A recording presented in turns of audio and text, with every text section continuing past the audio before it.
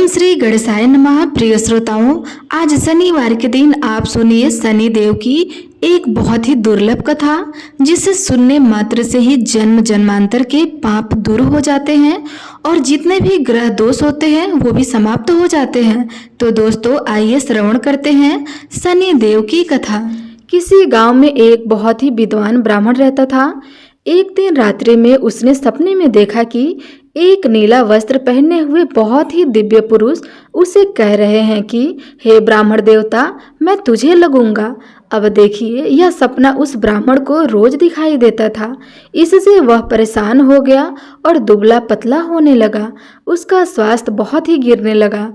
एक दिन उसकी पत्नी ने कहा, देखिए जी, मैं आपको कितना अच्छे से खिलाती पिलाती हूँ, मेवा मिश्री खिलाती हूँ, दूध मलाई खिलाती हूँ, अच्छा भोजन आहार पकाकर खिलाती हूँ, फिर भी आप इतने दुबले पतले क्यों होते जा रहे हैं? इसका क्या कारण है? प्रिय भक्तगणों, उस ब्राह्मण ने अपनी पत्नी से अपना सारा हाल बताया कि मेरे सपने में एक नीले कपड़े पहने हुए बहुत ही दिव्य पुरुष आते हैं और वे मुझसे कहते हैं कि हे ब्राह्मण देवता, मैं तुझे लगूंगा। अब यही सोचकर मुझे भूख प्यास नहीं लगती है, मैं दुबला होता जा रहा हूँ। तब ब्राह्मणी ने कहा, हे पतिदेव, मुझे लगता है कि आपको शनि भगवान दर्शन देते हैं। आपके ऊपर शनि की दशा शुरू होने वाली है, इसलिए आपको वे सचेत करते हैं। अवश्य ही वे शनि महाराज ही होंगे।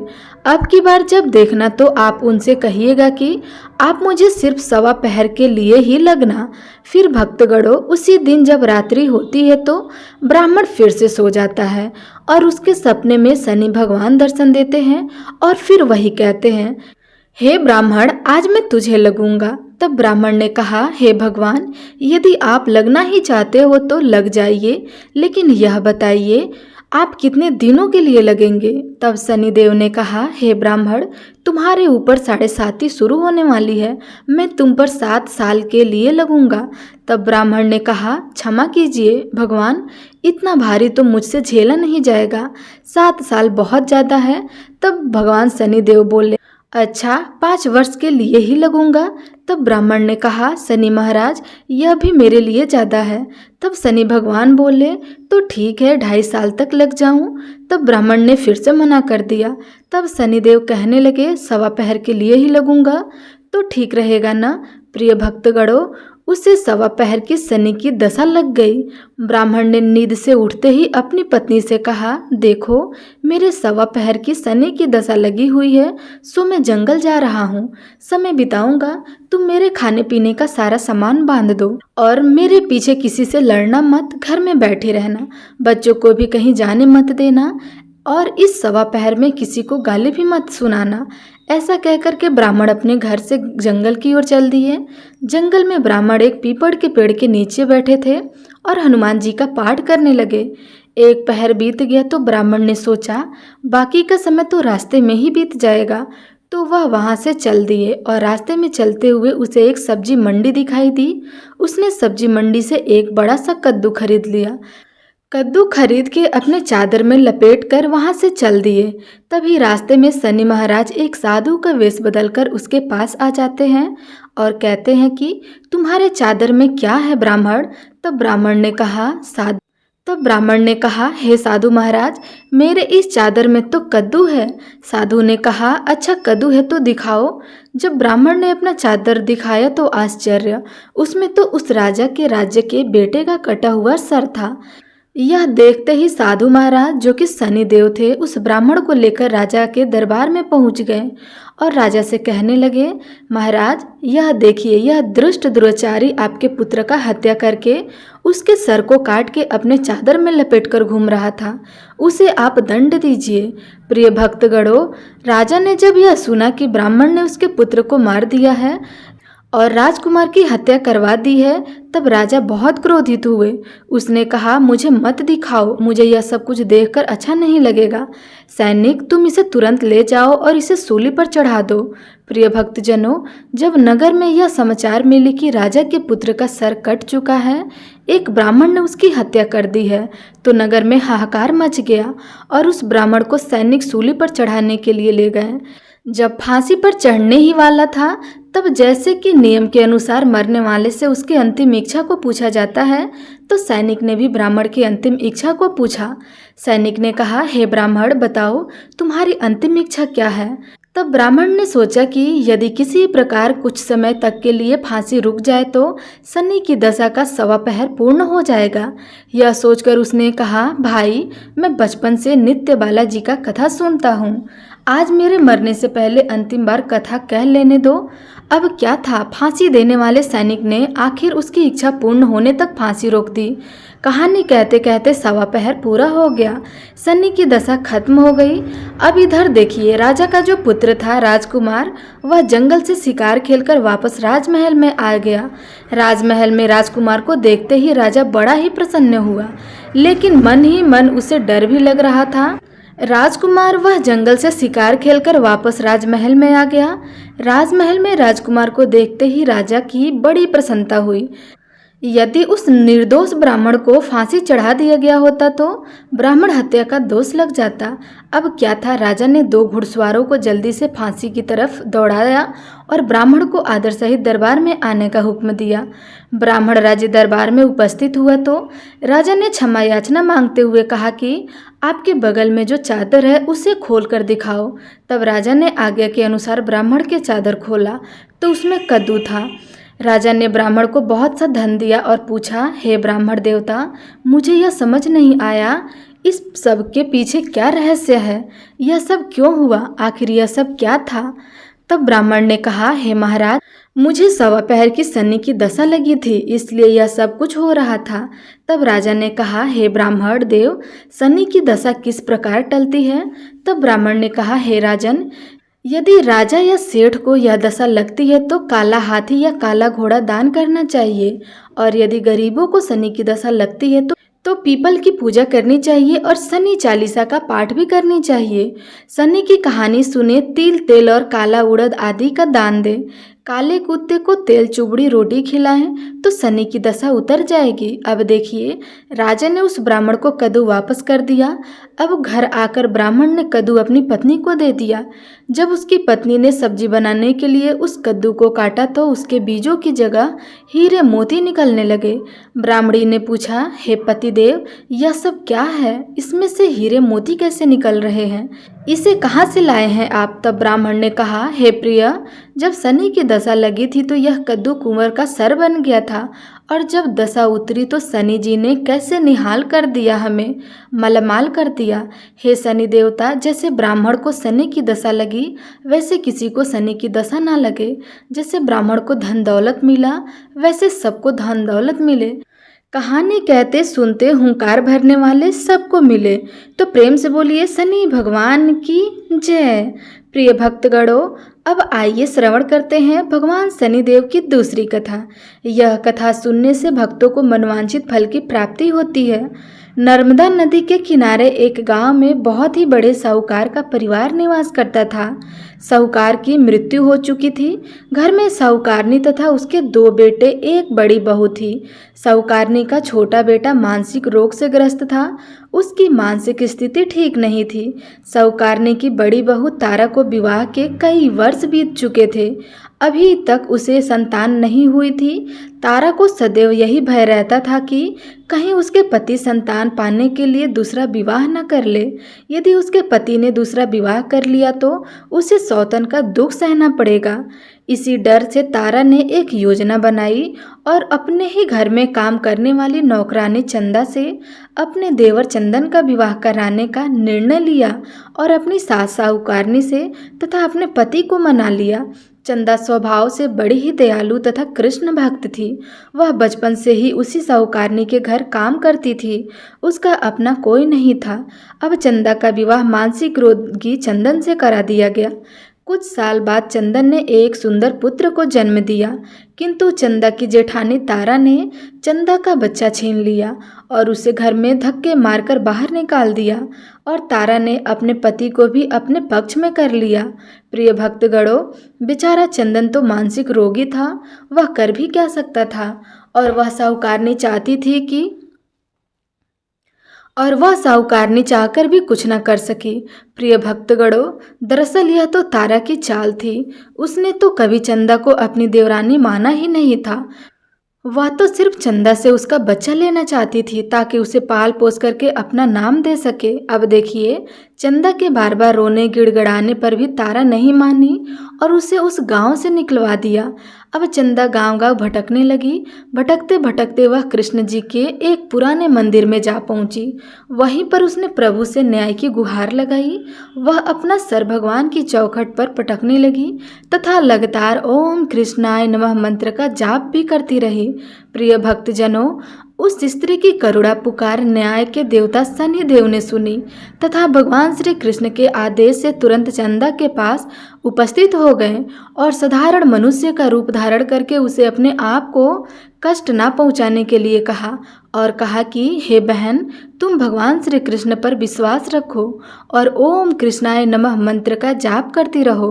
तुम्हारा अवश्य ही कल्याण होगा। तुम्हें जो भी दुख है वह सब भगवान श्री कृष्ण हर लेंगे और शनिदेव की कृपा से तुम्हारे घर मंगल होगा। यह सुनकर चंदा भगवान श्री कृष्ण के आराधना में लग जाती है। शनिदेव का ध्यान करते हुए ओम कृष्णाय नमः मंत्र का जाप करने लगी। अब शनिदेव एक साधु का वेश बदलकर साहूकारनी के घर पहुंच गए और अलख निरंजन का अलख निरंजन जगाने लगे। तब घर से बाहर साहूकारनी निकली और उसने भिक्षा देकर उन्हें प्रणाम किया। तब साधु रूपी शनिदेव ने कहा, हे देवी, मैंने सुना है आपके घर में कोई मानसिक रोगी है। मैंने 7 सालों से हिमालय के जंगल में भटकते हुए बहुत ही दुर्लभ जड़ी बूटी इकट्ठा की है जो हर प्रकार के रोगों को समाप्त कर देती है। यदि आप कहो तो मैं आपके घर में मरीज को ठीक कर सकता हूँ। प्रिय भक्तजनों, उस साहूकारनी ने कहा, हे महात्मा, अहो भाग्य जो आप यहाँ पधारे। हाँ महाराज जी, मेरा छोटा बेटा जो कि दिमागी रूप से बीमार है, आप उन्हें ठीक कर दीजिए। आप जो चाहोगे मैं आपको दूंगी। आइए, घर के अंदर आइए। तब साहूकारनी ने अपने बेटे चंदन को साधु महाराज को दिखाया, जो अब चंदा के चले जाने से बहुत दुखी रहता था। साधु महाराज ने अपने कमंडल से जल निकाल कर उसे अभिमंत्रित करके चंदन को पीने के लिए दिया।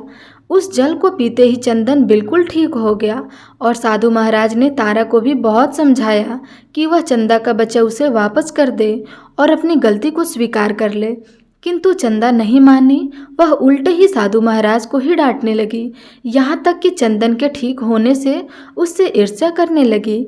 इस बात से रुष्ट होकर भगवान शनिदेव की दशा तारा को लग गई और वह मानसिक रोगी हो गई। उसका एक हाथ लकवा से ग्रस्त हो गया। साधु महाराज के बताए अनुसार चंदन अपनी पत्नी चंदा को घर ले आया और अपनी पत्नी, बच्चे और माँ के साथ हंसी खुशी जीवन व्यतीत करने लगा। प्रिय भक्तजनों, तारा को शनिदेव ने उसके कर्मों का फल दिया और चंदा के सिर्फ ओम कृष्णाय नमः मंत्र का जाप करने से उस पर कृपा बरसाई और उसका बच्चा, पति, परिवार वापस मिल गया। उसका पति स्वस्थ हो गया। प्रेम से बोलिए श्री शनि महाराज की जय। ओम नमः शिवाय। प्रिय भक्तजनों, अब आइए जानते हैं साढ़े साती क्या होती है, इससे लोग क्यों डरते हैं। यह बात तो सच है कि साढ़े साती के समय व्यक्ति को कठिनाइयों एवं परेशानियों का सामना करना होता है, किंतु इसमें घबराने वाला बात नहीं है। इसमें कठिनाई और मुश्किल हालात जरूर आते हैं, परंतु इस दौरान व्यक्ति को कामयाबी भी मिलती है। बहुत से व्यक्ति साढ़े साती के प्रभाव से सफलता की ऊंचाई पर पहुंच जाते हैं। साढ़े साती व्यक्ति को कर्मशील बनाता है और उसे कर्म की ओर ले जाता है। हठी, अभिमानी और कठोर व्यक्ति वाले व्यक्ति से यह काफ़ी मेहनत करवाता है। साढ़े साती के 3 चरण होते हैं। साढ़े साती का पहला चरण होता है नज़दीकी रिश्तेदारों और जातक को प्रभावित करता है और साढ़े साती का दूसरा चरण होता है व्यापार और गृहस्थी को प्रभावित करता है और साढ़े साती का तीसरा चरण होता है बच्चों, परिवार और स्वास्थ्य को प्रभावित करता है। भगवान शनिदेव न्याय के देवता हैं। यह कभी भी किसी को ऐसे ही दंड नहीं देते हैं। यदि दंड देते हैं तो उसे उसके साथ बहुत बड़ी शिक्षा भी देते हैं।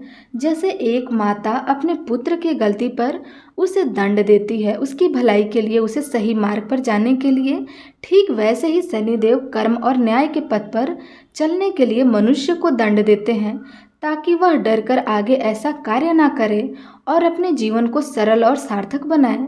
भगवान शनिदेव तो न्याय की मूर्ति है। उनकी पूजा तथा भक्ति करके व्यक्ति धन दौलत से संपन्न हो जाता है। सफलता के नई ऊंचाइयों को छूता है, जीवन में तरक्की करता है, घर में सुख समृद्धि वैभव का आगमन होता है, व्यक्ति का जीवन सुखमय हो जाता है। भगवान शनिदेव को प्रसन्न करने के लिए शनि के दिन पीपल के पेड़ के नीचे शाम को दिया अवश्य जलाना चाहिए और कुत्ते को तेल से चुपड़ी रोटी खिलाएं। शनि को जल में तिल डालकर पीपल को जल चढ़ाइए। इससे शनिदेव अत्यंत ही प्रसन्न हो जाते हैं। और महामंत्र ओम कृष्णाय नमः मंत्र का जाप भी करें। प्रिय भक्तगणों, आज मैं जो कथा सुनाने जा रही हूँ वो सीधे पुराणों से लेकर यथावत में आपको श्रवण कराने जा रही हूँ। यह बड़ी ही दुर्लभ और कल्याणकारी कथा है, तो इसे बड़ी ही श्रद्धा तथा प्रसन्न चित्त मन से पूरा अवश्य सुनिएगा।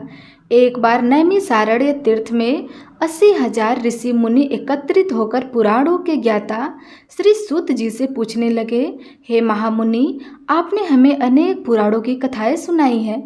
अब कृपया करके हमें ऐसा व्रत और कथा सुनाइए जिसके करने से संतान की प्राप्ति हो तथा मनुष्यों को रोग शोक अग्नि सर्व दुख आदि का भय दूर हो जाए, क्योंकि कलयुग में सभी जीवों की आयु बहुत कम है।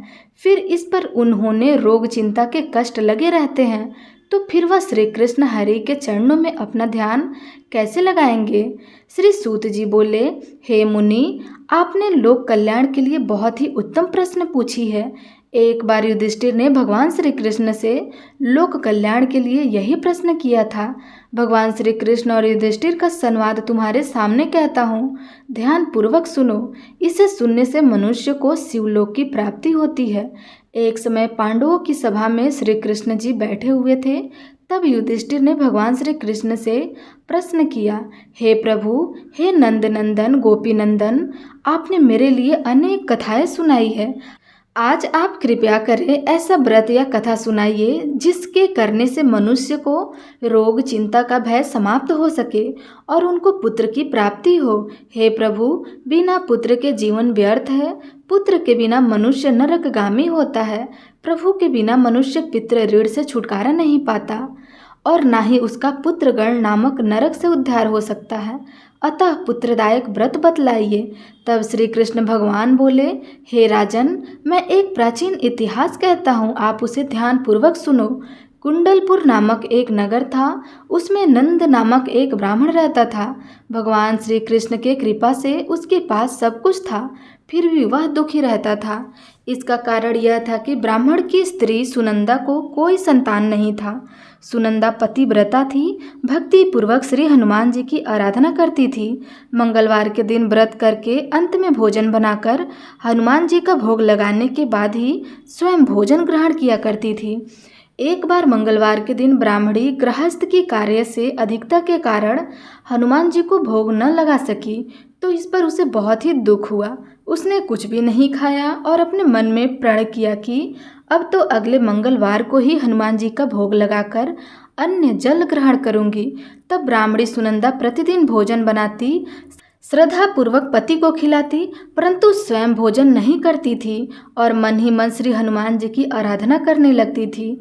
इस प्रकार 6 दिन गुजर गए और ब्राह्मणी सुनंदा अपने निश्चय के अनुसार भूखी प्यासी निराहार रही।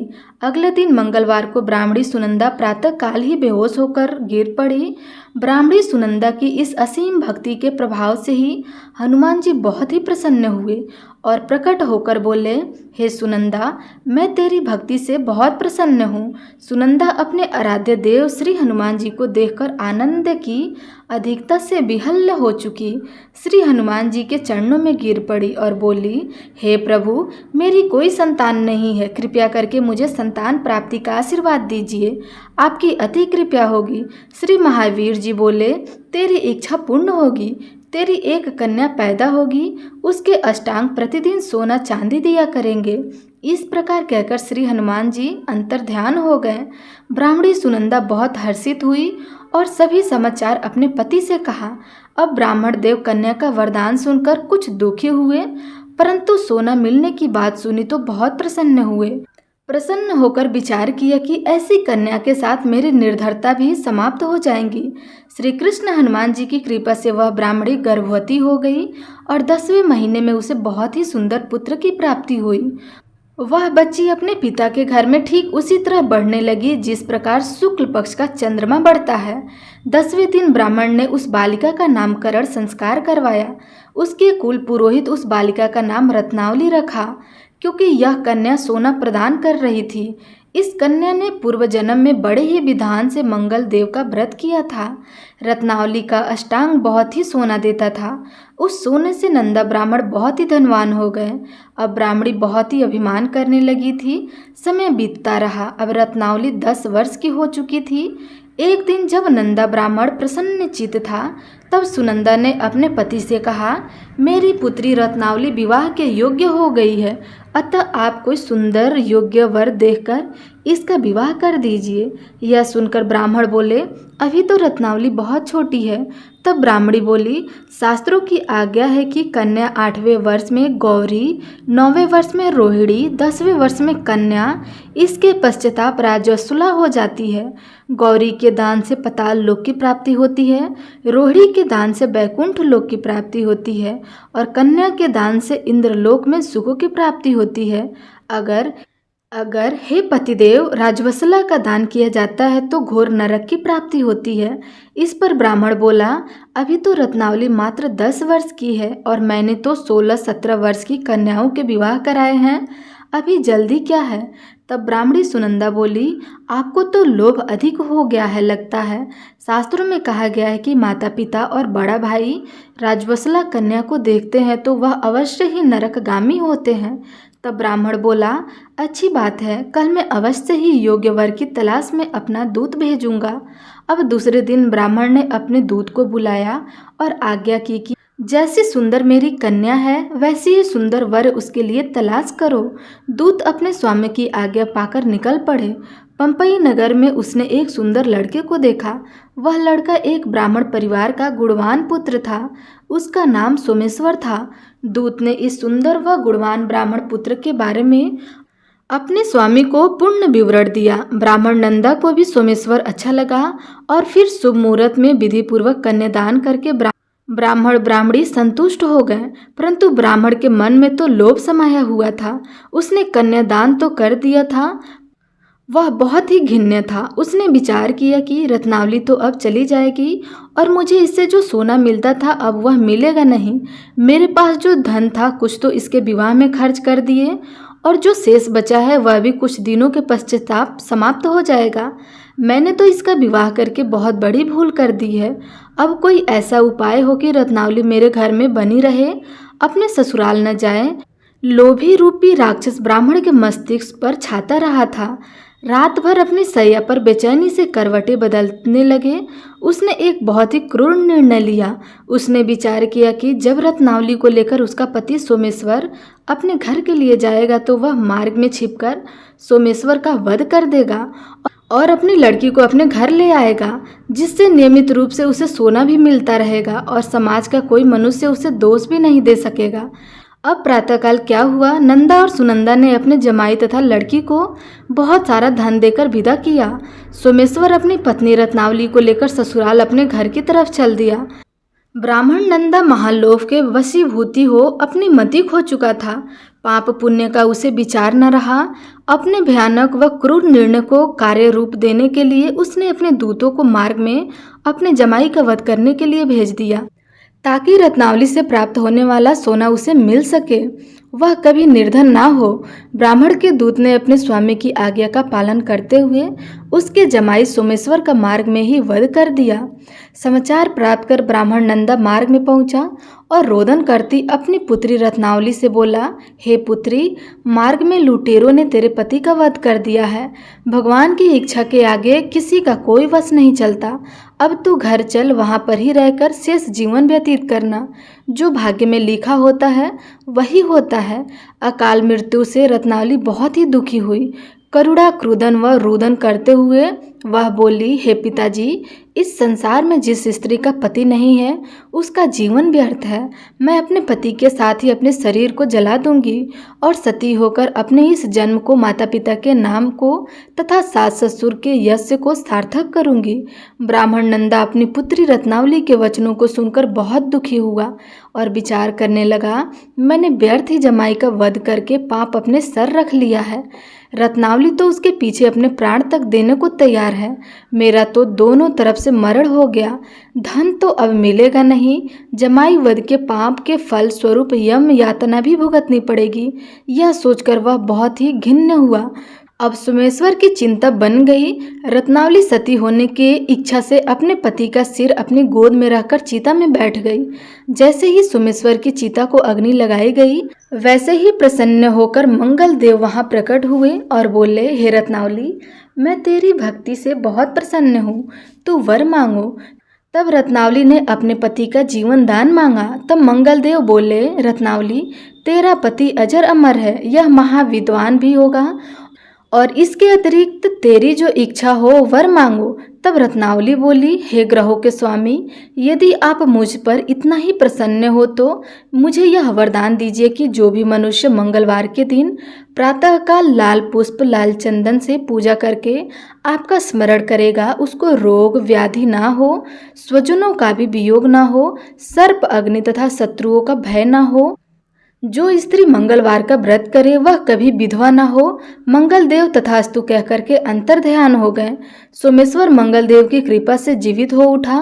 रत्नावली अपने पति को पुनः प्राप्त कर बहुत ही प्रसन्न हुई और मंगल देव का व्रत प्रत्येक मंगलवार को करके व्रतराज और मंगल देव की कृपा से इस लोक में सुख ऐश्वर्य को भोगते हुए अंत में अपने पति के साथ स्वर्ग लोक को चली गई। तो प्रेम से बोलिए श्री हनुमान जी महाराज की जय।